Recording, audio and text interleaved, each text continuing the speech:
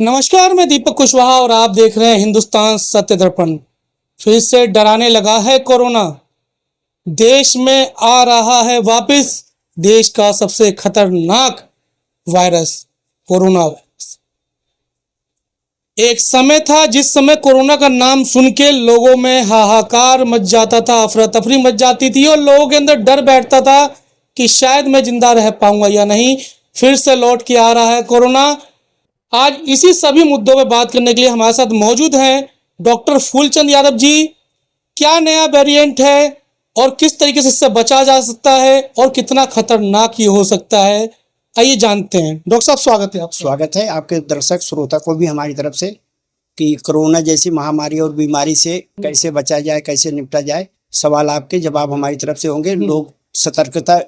Doctor साहब, सबसे पहला सवाल तो कोरोना को लेके होगा कि कौन सा वेरिएंट आ रहा है, कितना खतरनाक है, उसके बाद इसमें हम चर्चा करेंगे। देखिए, कोरोना का JN.1 नाम का एक वेरिएंट है जो काफी खतरनाक होता है। वो है तो कोविड-19 के सारी वेरिएंट जो है खतरनाक। कोरोना एक खतरनाक ही बीमारी जो वायरस जनित है। इसका सच पूछा जाए कोई एक्चुअली ट्रीटमेंट नहीं हो पाया, क्योंकि वायरस एंटीवायरस दवाइयाँ अभी तक कोई बनी नहीं है। वैक्सीनेशन का मतलब ये हो जाता है कि हमारी इम्यूनिटी बूस्ट हो जाती है, हमारे ब्लड का एंटीबॉडी जो होती है वो बूस्ट हो जाती है। बीमारियों से, कोरोना जैसे वायरस से बीमारियों की लड़ने की एक अद्भुत क्षमता हमारे शरीर में आ जाती है।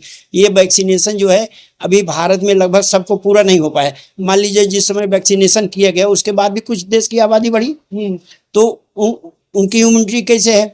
जिनकी इम्यूनिटी कम होती है, मान लीजिए हाइपरटेंशन है, ब्लड प्रेशर है, शुगर है, कोलेस्ट्रॉल है ना, तो वो जिनकी इम्यूनिटी कम है उनके ऊपर इसका ज़्यादा असर होता है। जब कोरोना आ जाता है एक सामान्य सा लक्षण होता है कि आदमी को खांसी आना, बुखार बनना, सांस लेना, नॉर्मल सिम्टम्स होते हैं। नॉर्मल। देखिए, कई बीमारियों का सिम्टम एक दूसरी बीमारियों से मिलता जुलता रहता है। अब आप उदाहरण के लिए मान लीजिए खांसी आ गई तो वजह करना पड़ता है, सांस फूल रही है तो वजह पता करना होता है कि ये किस वजह से आ रहा है। अगर किसी को टीबी है तो खांसी आएगी, निमोनिया है तो भी खांसी आएगी, फेफड़े में पानी है तो भी आएगा, प्रदूषण है किसी तरह का है, अगर इन्फेक्टेड है किसी ट्यूबरकुलोसिस वगैरह या किसी बीमारी से खांसी ना, तो ये हमें जांच के आधार पर सुनिश्चित करना होता है।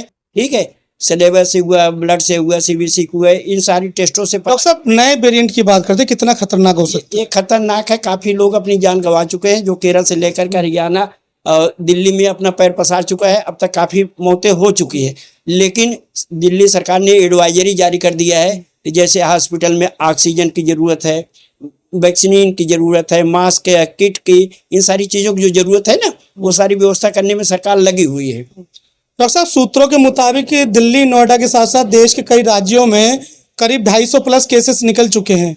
क्या फिर से लगेगा लॉकडाउन? देखिए, ये सरकार के ऊपर निर्भर होता है। कभी थोड़ी केस पाई गई तो सरकार ने लॉकडाउन लगा दिया, कभी जो है हजारों हजार के केस में पाई गए तो लॉकडाउन भी खोल दिया गया। तो ये सरकार के ऊपर होता है कि हमारे यहाँ बीमार लोगों की संख्या कैसे हो रही है, हमारे पास संसाधन कैसे है, आइसोलेशन की व्यवस्था कैसे है, हॉस्पिटलों की हमारी मैनेजमेंट व्यवस्था कैसे है। ये सरकार पर निर्भर करना होता है कि इसकी तीव्रता कितने बड़े पैमाने पर। अगर मान लीजिए संक्रमण तेजी से बढ़ रहा है तो सरकार को ये जरूरी हो जाता है कि संक्रमण रोकने के लिए सोशल डिस्टेंसिंग हुआ, दूर रखना एक दूसरे से ना, तो ये सबसे बढ़िया इसका उपाय होता है। तो लॉकडाउन लग सकता है अगर इसकी तीव्रता बढ़ती है, संक्रमण की संख्या ज्यादा, संक्रमित रोगियों की संख्या ज्यादा बढ़ जाती है तो लॉकडाउन लगाना आवश्यक हो जाता है। मतलब ये जो पहली लहर आई थी, दूसरी लहर आई, क्या ये खतरनाक, बहुत ज्यादा ही खतरनाक है?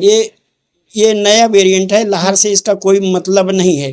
ये संक्रमण कितनी तीव्रता से फैल रहा है, कितना इफेक्ट डाल रहा है ना, कि आप ये समझिए कि हल्का सा बुखार आना शुरू हो जाए, खांसी आना शुरू हो जाए, बुखार का होना शुरू हो जाए, सांस लेने में दिक्कत होना शुरू हो जाए, तो छींके वगैरह आना शुरू हो जाए, सांस लेने में ज़्यादा दिक्कत हो ना, तो ये आप समझे। इसकी सावधानी ये होती है कि हम अपने कोई ठंडी चीज़ को नहीं यूज करें। आप जानते हैं ठंडी चीज़ को जब हम यूज करते हैं, प्रयोग करते हैं, तो हमारे चेस्ट में कंजक्शन बनता है। हमेशा सुबह शाम जो है गर्म पानी का प्रयोग करें, सामान्य सावधानी, गर्म पानी का प्रयोग करें, अपने हाथों का आप धोएं, इसलिए कि हाथ में सबसे ज़्यादा बैक्टीरिया वायरस पाए जाते हैं, इससे संक्रमण बढ़ता है। और उसके बाद संक्रमित लोगों से थोड़ा दूर रहें। किसी की सर्दी जुकाम बुखार सब बन रहा है तो उनसे भी थोड़ा दूर रहें। इसलिए कुछ वायरस और बैक्टीरिया इतने माइक्रो सूक्ष्म होते हैं, उनको नंगी आंखों से देखा नहीं जा सकता है। आप उदाहरण लेके चले, किसी को अगर ट्यूबरकुलोसिस है, एक दूसरे के सांस के द्वारा फैल गया, लेकिन वो नंगी आंख से बैक्टीरिया नहीं दिखाई देते। उसी तरह से अगर इन्फेक्टेड बाय कोरोना कोविड-19 से कोई पेशेंट है तो आपको ये पता नहीं चलता कि इसको कोरोना है। आज जब वायरस शरीर में चले जाते हैं 24 घंटा 36 घंटे के बाद वो डेवलप करके आपकी इम्यूनिटी कमजोर कर देते हैं, लंग्स पर उसका असर डाल देते हैं, तब जाकर के दिक्कत आना शुरू हो अच्छा जाती है। डॉक्टर साहब आप रहते हैं, अब चलते हैं सवाल जवाब की तरफ। जी सवाल मेरा ये है कि कोरोना हाँ जिस समय आया था उस समय बहुत ही हाहाकार मचा, लाखों लोगों ने अपनी जान दी, और इस बीच ये 2 से 3 साल जो बीते हैं, क्या हमारे देश के वैज्ञानिक इतने कारगर नहीं थे जो इसका कोई ऐसी दवाई बनाई जाती जिससे कोरोना खत्म हो जाता? सूत्रों की माने तो कई डॉक्टर्स ने ये कहा है कि कोरोना खत्म ही नहीं हुआ था। अगर कोरोना खत्म नहीं हुआ था तो इतना समय मिला, सरकार ने पैसा भी काफी लगाया, तो क्यों नहीं इसकी ऐसी दवाई बनाई गई जिससे कोरोना नहीं आता दोबारा और देश के लोग सुरक्षित रहते? इलाज दो तरफ होता है, एक रोग निवारक होता है, एक रोग अवरोधक होता है। अगर शरीर के अंदर कोई रोग है तो उसको निकाला जाए, अगर शरीर में कोई रोग नहीं है तो उसकी इम्यूनिटी इतनी बढ़िया बनाई जाए कि उसके अंदर रोग ना होने चाहिए। ट्रीटमेंट के दो ही सिस्टम है। अब रही बात कोरोना का, एक जो वैक्सीन बनाई जाती कई सालों के रिसर्च के बाद बनाया जाता है, चूहों पे, बंदरों पे, घोड़ों पे, अन्य जीवों पे उनका परीक्षण किया जाता है। जब वो सही पाए जाते हैं तब ह्यूमन बॉडी पर भी काफी। डॉक्टर साहब उसी समय वैक्सीन आ गया था, ये आपको पता होगा, वैक्सीन बहुत जल्दी आया था, और इधर बीच में जो इतने साल मिले उसमें क्यों नहीं इसका पक्का इलाज किया गया? क्योंकि कोरोना बहुत बड़ी महामारी थी। सुनिए जो महामारी थी वो अन्य देशों में भी उसकी कमियां थी। हम उसके प्रिकॉशन जो होते हैं, जैसे किसी के पास मास्क नहीं है, सैनिटाइजर नहीं है, ऑक्सीजन नहीं है, बहुत सारी चीजों की मतलब जरूरतें थी, तो लोग इसके बारे में जानते नहीं। जबकि कोरोना बहुत पहले से बीमारी है। आप हाई स्कूल इंटर की किताब में पढ़ने जाएंगे ना तो कोरोना उसमें बच्चों को भी पढ़ाया जाता है, जानते हैं। ये एक सर्दी जुकाम की बीमारी होती है, अब वायरस जनित बीमारी होती है। इसका ट्रीटमेंट एक तो है कि कोरोना हो जाए, खत्म हो जाए, एक हो कि आदमी के अंदर कोरोना न किया जाए, कोरोना ना पैदा होने पाए, कोविड-19। तो उसके लिए वैक्सीन लगाई जाती है, जो हमारे ब्लड के एंटीजन एंटीबॉडी होती हैं, वो बूस्ट किया जाता है कि हमारे अंदर बीमारियों से लड़ने की क्षमता आ जाती है। एक उन्मूलन कार्यक्रम चला जाता है। जैसे हमारे यहाँ कभी हमारे यहाँ जो पोलियो का उन्मूलन कार्यक्रम चला गया, पॉक्स चेचक का कार्यक्रम चला गया ना, सरकार चलाती है कि जब तक हम इसको खत्म नहीं कर लेंगे। अभी हमारे यहाँ कार्यक्रम इस देश में चल रहा है ट्यूबरकुलोसिस का, टीबी जैसे बीमारियों का ना, तो उन्मूलन सरकार कार्यक्रम चलाती है, जो बड़े पैमाने पर चलाना होता है, काफी दिन तक चलाना होता है। इसलिए कि इस देश की आबादी 140 करोड़ है, जन जन तक सुविधाएं और दवाइयाँ पहुँचाना एक साथ बड़ा मुश्किल सा हो जाता है। डॉक्टर साहब जो वैक्सीन लगे थे क्या कारगर थे वो? देखिए उस समय वैक्सीन लगे, कारगर हुए। अब वैक्सीन जो लग जाती है वो लाइफ टाइम के लिए होता है। आपके अंदर एक इस तरह का एंटीजन पहुंचा दिया जाता है जो इम्यूनिटी के लिए होता है। कुछ लोगों के ऊपर इसका दुष्प्रभाव भी आया, लाइफ टाइम के लिए होता है। और कहने का मतलब मेरा ये है कि लोगों ने वैक्सीन लगवाए, लोगों ने वैक्सीन लगाए, लाइफ टाइम के लिए होता है, यानी लोगों को कोरोना होगा नहीं। अगर ये लाइफ टाइम के लिए है तो मेरा कहना ये है कि मोदी जी ने वैक्सीनेशन सर्टिफिकेट से अपने फोटो क्यों हटवा लिए? ये मोदी जी जाने क्यों हटवा लिए, वो अलग। अगर ये सही था और लाइफ टाइम के लिए है कि उनको कोरोना नहीं होगा जिन्होंने वैक्सीन लगवा ली। डॉक्टर साहब मैंने खुद 3 वैक्सीन लगा, जो बूस्टर तक मैंने लगवाया है। हाँ। क्या मुझे कोरोना नहीं होगा? ये कुछ कहा नहीं जा सकता। देखिए आप किसी भी बीमारी का उत्पन्न होना क्या कोई जरूरी है कि फेफड़े में इस तरह सांस लेने की दिक्कत हो जाए तो कोरोना ही है? कई बार फेफड़े में अन्य बीमारियां भी हो जाती है जो सांस लेने की दिक्कत होती है, आदमी अपनी जीवन लीला समाप्त कर देता है। ये सघन जांच के आधार पर सुनिश्चित किया जाता है कि आप इन्फेक्टेड बाई कोविड-19 हैं या इन्फेक्टेड अदर बैक्टीरिया से हैं। अगर आप बीमार होते हैं वायरस और बैक्टीरिया के संक्रमण से, आप किस संक्रमण से बीमार हैं ये डॉक्टर सुनिश्चित करते हैं। ये जांच के आधार पर ये सिद्ध हो पाता है। फिर उसके बाद सुनिश्चित किया जाता है कि आपको किन किन दवाइयों की ज़रूरत है, कितने दिन आपको आइसोलेशन की ज़रूरत है, कितने दिन रेस्ट की ज़रूरत है, किन किन चीज़ों को आपको खाना है, किस तरह से कैसे आपको रहना है, ये डॉक्टर सुनिश्चित करते हैं। डॉक्टर साहब अगर हम देखें कि व्यापारियों की बात करें हम, क्या इसको हम उस तरफ ले आ सकते हैं कि व्यापारियों के लिए, क्योंकि मास्क बिकेंगे, सैनिटाइजर बिकेगा, दवाइयाँ बिकेंगी, हॉस्पिटल्स का फायदा होगा, क्या हम उस तरफ ले आ सकते हैं कि व्यापारियों के लिए ये चीज़ें निकल के आई हैं? नहीं, इसको आप कतई न मानिए। सावधानी बरतने के लिए हमें हमें हर चीज़ों की ज़रूरत है, हमें विटामिन की भी ज़रूरत है। क्योंकि मेरा सवाल ये क्यों था आपसे, मैं आपसे जवाब लूंगा, मैं आपकी बात को हटूंगा।